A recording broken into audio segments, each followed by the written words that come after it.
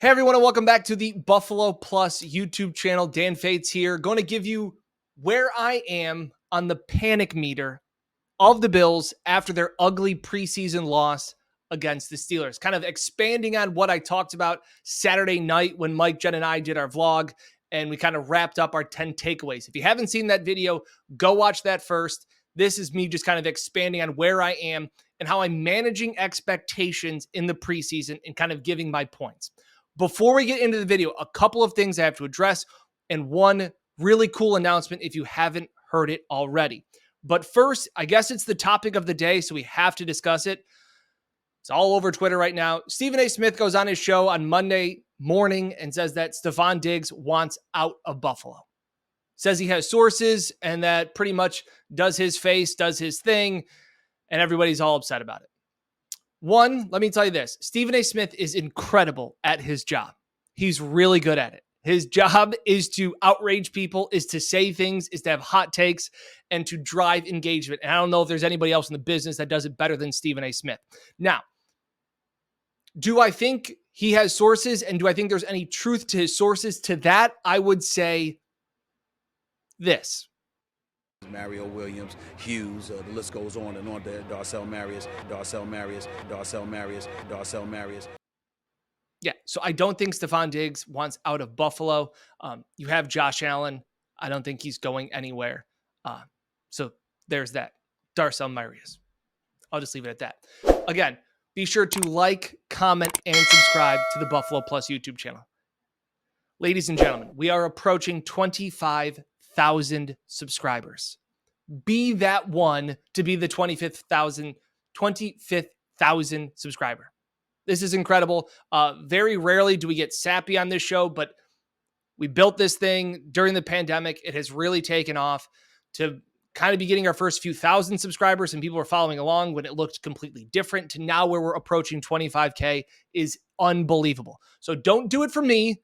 Do it for Mike and Jenna or do it for yourself, but don't just click the button. We see a lot of you people are watching these videos, not necessarily subscribing. It means a lot to us. It helps us grow the channel. It means a ton for what we are hoping to do and accomplish moving forward. So again, appreciate it. Like, comment, and subscribe. And finally, if you haven't heard it already, I'm recording this on Monday. On Wednesday, if you're in Rochester or in Western New York area, on Wednesday evening, we are recording a live Buffalo Plus podcast at Three Heads Brewery on Atlantic Avenue. I will put the description in the box below, as well as I'll put the full screen up here. If you need to get a ticket, you can register at leadershiprochester.org. It's going to kind of be a meet and greet. Come have a beer, meet Mike, Jenna, and myself. We're going to answer some questions from you. We want it to be fun. It's the first of what we hope to be many live shows, meet and greets.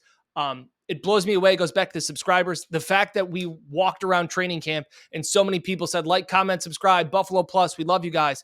It means more than you'll realize. So even when some people say, I read the comments and I'm an idiot and Dan doesn't know anything, I really appreciate everybody, and we all do, for all that you guys have done for this channel to make it what it is today. So those are the three announcements.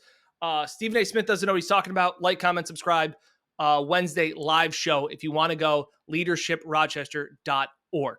Okay, what I really wanted to talk about today was keeping everything in perspective. And I understand on Saturday and maybe even into Sunday, you're upset, you're panicking about the Bills' performance against the Steelers. And I get it. But let's take a deep breath. That's right! We can't have anyone freak out there, okay? We've got to keep our composure. We've come too far. There's too much to lose. We've got to just keep our composure. Now, look, I can't make the performance look better, or I'm not going to try and spin it any better than what it looked like with our own eyes. The first half was atrocious. In all, 13 penalties, 4 turnovers, just an ugly football game. To that, I will say, what was the Bills' record in the preseason last year? Because I don't remember, because it's the preseason. We're still talking about August here.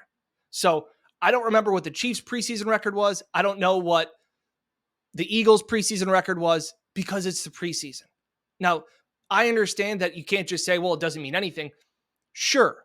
But if we're talking about a panic meter and 10 is everything's going wrong, I'm terrified, and 0 is everything's calm, I'm probably at a 2 or a 3. Comment in where you are in the panic meter. Now, listen, am I concerned? Sure. Panicked? No. I always had concerns about Spencer Brown at right tackle. And I thought Eric Wood, the former Bills center, did a great job. He tweeted out, and I'll try and put it in the video here, but he talks about how you don't game plan, and the Steelers have a different 3-4 front. So Spencer Brown practices all training camp, all summer against the Bills' 4-man front defensively.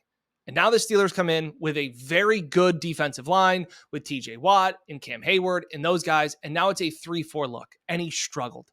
But to sit here and say now all of a sudden that Spencer Brown should be cut is crazy to me. Like that's the epitome of an overreaction because there was no game planning. And that's what Eric Wood talked about, that in the preseason, it was difficult when you went from what you practiced against all summer to then facing a defense that's different than what you face, on top of, and this is huge, not game planning. The amount of game planning that went into the Steelers game was as much as you and I did for the game. 0. So you don't think that if Spencer Brown was struggling against TJ Watt, you don't think that they would have maybe doubled, maybe chipped, maybe had a tight end lined up and help him? But they didn't because it's the preseason. So for everybody said, oh my gosh, he played so terribly. Yeah, he had a bad game. Like there's no getting around it. Guess what? Deion Dawkins had a bad game too. And I know, and I was the first one to say, I was hoping the Bills would have drafted a right tackle in the draft to kind of push Spencer Brown because we know he struggled. And that's why I know a lot of people commented into on the video was saying that it wasn't just one game. This is going back to last year. Very valid point, but it's just one game. So that's where I am kind of sitting here going with expectations of the preseason. I went into that game, win, lose, or draw. I wasn't going to overreact saying this team's great, this team sucks. And the Bills had 3 drives on offense. If they scored 3 touchdowns, marched down the field, and averaged 8 yards per play, the Bills offense, would you be sitting here going, they're going to the Super Bowl? No, you wouldn't. Because you understand it's the preseason. So no matter how bad or how good things look, understand it's the preseason. Part of it's game planning. Part of it's the guys didn't play well. I also think some of this, Steelers are a younger team. Kenny Pickett, George Pickens, some younger guys on that team, especially offensively, that like have something to prove. I don't know how jacked up Deion Dawkins gets for a preseason game. That's just my opinion. And I also understand that in the preseason, for the 90 guys on that roster that dressed up, 30 of them, it means absolutely nothing and they don't really care. 30 of them, they're trying to earn playing time, and the other 30, it's the biggest game of their life. That's how it breaks down to saying, oh, well, it's just a football game. Well, it's a different football game for each person. Some people are trying to earn jobs, put good tape out there, but I went out of that game and thought, Josh Allen is still really good. Gabe Davis looks good. Some of those things, like it wasn't all bad. And I understand that the outrage of you wanting to see the team play better, and I get that. But in the grand scheme of things, August 19th, whatever the game was, we're not going to remember August in January. Now, if these problems are consistent, yeah, it's issues. And I understand Sean McDermott saying he doesn't want this to be a crutch, and he made his points after the game, all valid. But I just want to put things into perspective. That's why I said it wasn't a big deal, because if the Bills would have won 60-0, or if the defense would have had 3 turnovers and a forced fumble, would I be saying this is the number 1 defense in the league? No. So that's where, and it was kind of funny to me that everybody goes, oh, Dan's all these hot takes. My hot take was that I don't have a take, that I didn't have a take on the preseason game, that I thought it was fine, that I didn't really care about the outcome, win, lose, or draw. What I did like to see was some of the rookies who were trying to prove something, like a Dalton Kincaid, like an Osiris Torrance, looked really good. So that's where I am. Again, on the panic meter, I'm a 2 or a 3. I've always had concerns at middle linebacker. I have had concerns at right tackle. Those were put on display. Not every strength is going to be fully on point every single game. And that's why game planning is so important, because you try and hide your weaknesses and elevate and amplify your strengths. Vice versa. You're trying to expose the defense their weaknesses. None of that was happening. And if you think that the preseason is so important, all these things. Josh Allen called plays in the first preseason game for offense. Like, it's a preseason football game. It's football in August. And I keep going back, and now it's funny because Aaron Rodgers is now in the division. But if this was week 6, week 7, I would be concerned. Even week 2. Like, I need to see something out of Ken Dorsey early on in this season. But I'm not going to judge Dorsey about what he did in the preseason when it's a very vanilla, basic game plan. So Aaron Rodgers, the famous one, it's like when he goes RELAX, relax. That's my message to you, the beautiful Buffalo Plus subscribers. Relax.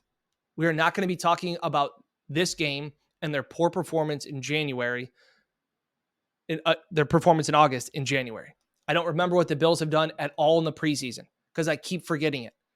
The Ravens, I think, have won 24 straight preseason games. It doesn't matter. I know the Lions have gone 4-0 in the preseason and then gone winless. Like, take a breath. It's the preseason.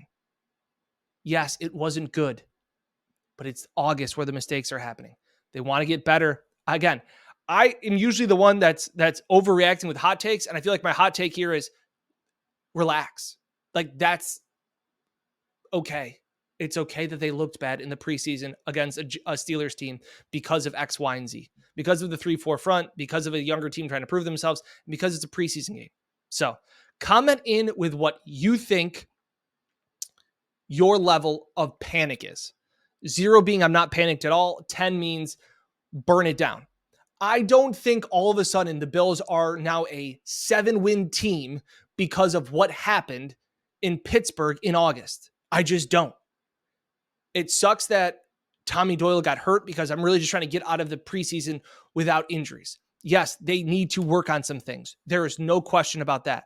But it showed to me that Josh Allen is still Josh Allen. Gabe Davis showed some flashes that I wanted to see of the old Gabe Davis. Stephon Diggs is still really good. He doesn't want out of Buffalo. All of those things. So I hope maybe we've calmed down as I record this on Monday afternoon. But that's what I just wanted to say is that it's August and everything's going to be okay.